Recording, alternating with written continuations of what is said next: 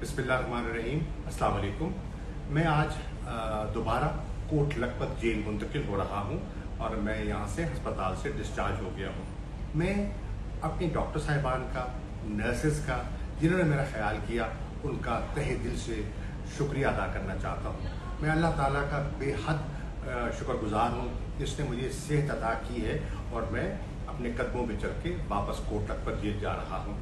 मैं उन सब करम फरमाओं का जिनके मुझे पैगामात आए, मेरी सेहत के लिए दुआएं की, उन सब का मैं शुक्रिया अदा करना चाहता हूँ। आपकी मोहब्बतें हैं जो मेरा सहारा है और इन 2 सालों में जिन्होंने मुझे तक़वियत दी है और मुझे मजबूत रखा है। इंशाअल्लाह मेरी दुआ है कि अल्लाह ताला पाकिस्तान को अपने हिफ्ज़-ओ-मान में रखे, अंदरूनी खलफशार से महफूज रखे, बैरूनी यलगार से पाकिस्तान को महफूज रखे।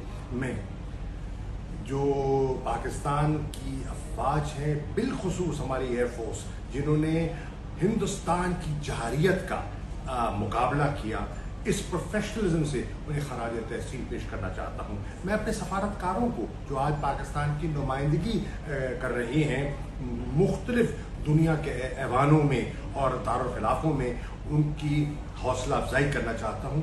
ये वतन हमारा है, हमें इस मट्टी से प्यार है।